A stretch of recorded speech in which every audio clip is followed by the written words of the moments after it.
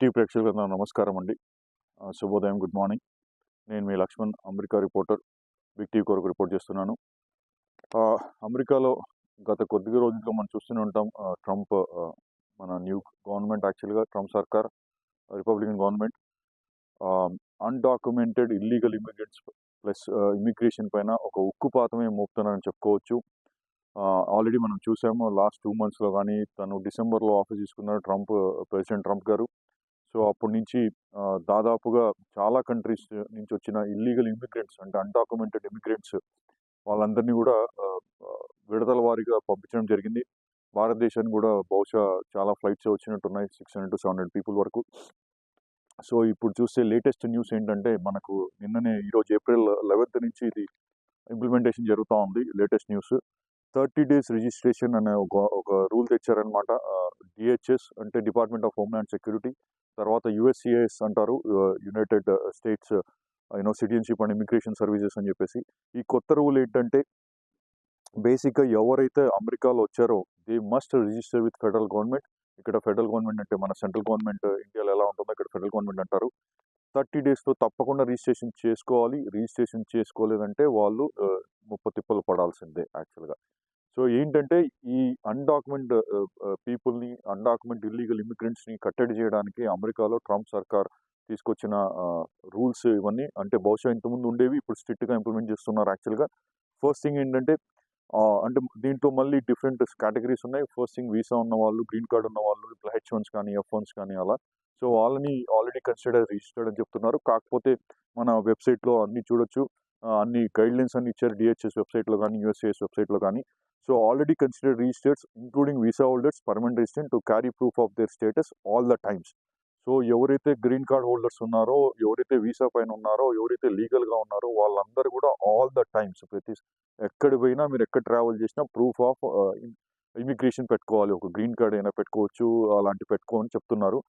చూస్తుంటే ఇది రాబోయే కాలంలో ఎక్కడైనా దారిలో ఏ ఆఫీసర్ అయినా మిమ్మల్ని ఆపి మీ ఇమిగ్రేషన్ స్టేటస్ చెక్ చేసే అవకాశాలు కూడా కనిపిస్తున్నాయి.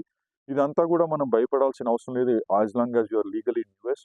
సో బేసిక్గా ఏంటంటే, ఎవరైతే ఇల్లీగల్ ఇమిగ్రెంట్స్ ఉన్నారో వాళ్ళని కట్టడి చేయడానికి వీళ్ళు అన్ని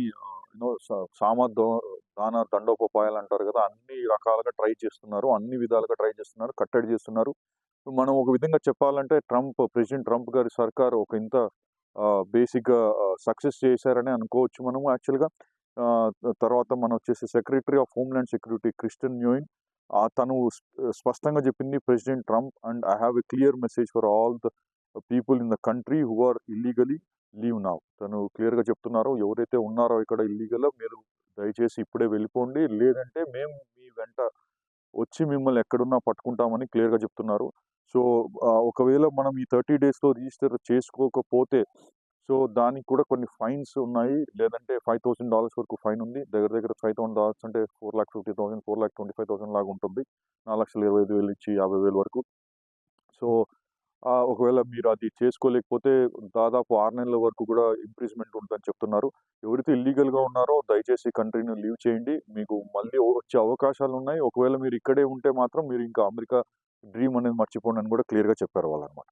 సో బేసిక్గా ఈ యాక్ట్ వచ్చేసి మనం చెప్పుకోవాలంటే దీనిలో ఏం తప్పులేదు. ట్రంప్ సర్కార్ వాళ్ళు మొదటి నుంచి చెప్తూనే ఉన్నారు, వాళ్ళ దేశాన్ని, ఆయన ఈజ్ ఎ బిగ్ నేషనలిస్ట్ అని చెప్పుకోవాలి, జాతీయవాది అని చెప్పి దేశాన్ని కాపాడుకోవాలని చూస్తున్నారు. ఆ యాక్ట్ కూడా ఏంటంటే protecting the American people against invasion. So ఇలాంటి ఇన్వేషన్ జరగకుండా, ఎవరైతే ఇల్లీగల్గా వచ్చి ఇక్కడ నివసిస్తున్నారో వాళ్ళ ట్రబుల్స్ లేకుండా ఇల్లీగల్ యాక్టివిటీస్ జరుగుతున్నాయో అవన్నీ కూడా ఆపాలని చెప్పి చూస్తున్నారు అనమాట.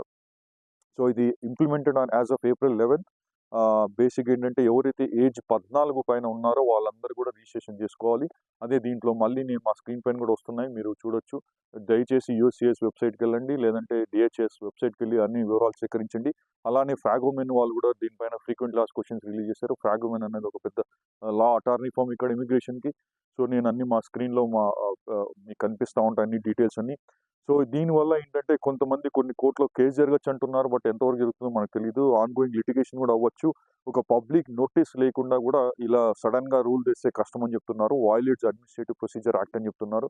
బట్ చూడాలి ఇవన్నీ. బట్ ఓవరాల్గా ఏంటంటే ఒకటే అజెండా, ఇల్లీగల్ ఇమిగ్రెంట్స్ పైన ఉక్కుపాదం మోపుతున్నారు. అది మనకు స్పష్టంగా అనిపిస్తోంది.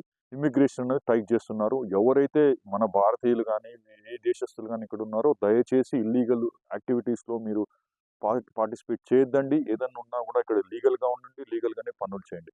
ఎక్కడున్నా కూడా అమెరికా అధికారులు మనం ఏదైనా తప్పులు చేస్తే, చేయబోయినా కూడా వాళ్ళు పట్టుకుంటారు. So, be careful, be mindful. That is what I can tell you.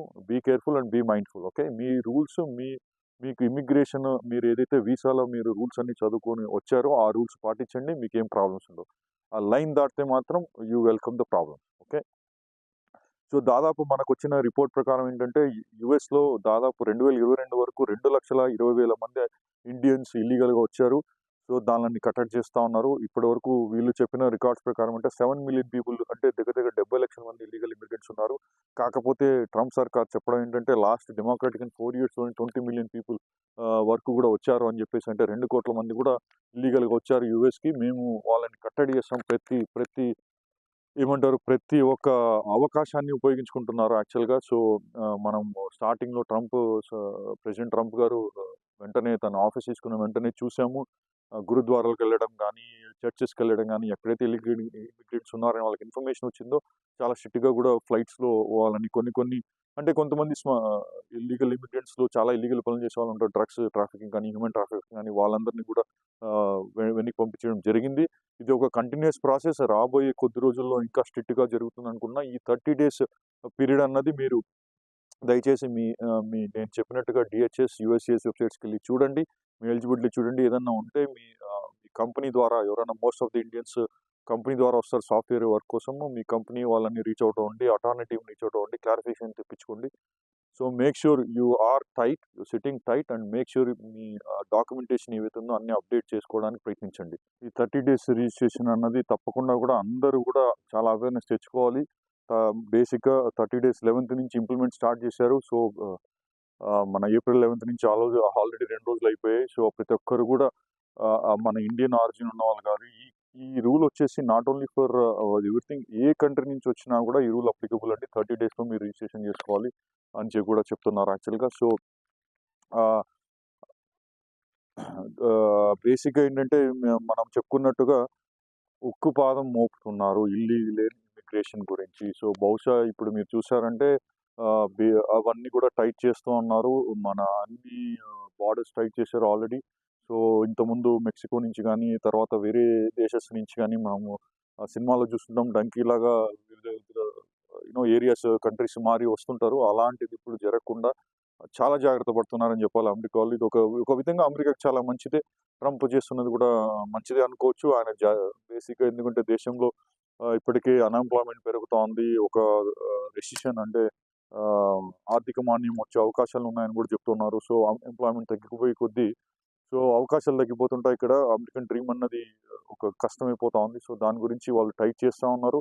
Plus lot of అంటే ఇల్లీగల్ యాక్టివిటీస్ జరగకుండా అంటే దొంగతనాలు గానీ, డ్రగ్ ట్రాఫికింగ్ గానీ, హ్యూమన్ ట్రాఫికింగ్ గానీ ఇవన్నీ జరగకుండా కూడా తగ్గించడానికి చాలా ప్రయత్నం చేస్తా ఉన్నారు.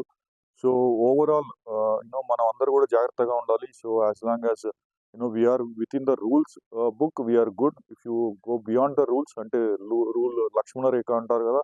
ఆ రూల్ దాటితే మనము అంటే బేసిక్‌గా ఎవరైతే రూల్ దాటుతున్నారో వాళ్ళు కష్టాలు ఎదుర్కోవాల్సిన పరిస్థితి ఉంటుంది తప్పకుండా కూడా. సో, అందరూ కూడా జాగ్రత్తగా ఉండండి. Be careful, be mindful and be watchful.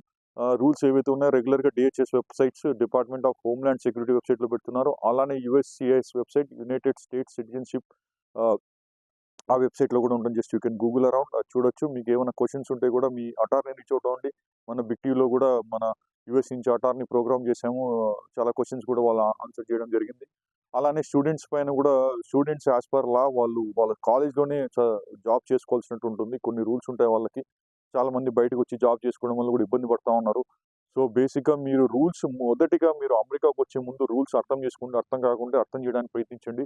మనకిప్పుడు చాలా టెక్నాలజీ అడ్వాన్స్ అయింది. చాట్‌జీపీటీ గానీ, జెమినై గానీ, కోపైలట్ గానీ ఇందులో పెడితే కూడా మీకు ఆ రూల్స్‌ని అసర్టైన్ చేయడానికి అవకాశాలు ఉన్నాయన్నమాట. సో, రూల్స్ తెలుసుకోండి. ఇబ్బంది పడకండి. నేను మీ లక్ష్మణ్. బిగ్ టీవీ కొరకు అమెరికా నుంచి రిపోర్ట్ చేస్తున్నా. Thank you. For more videos like this, subscribe Big TV channel.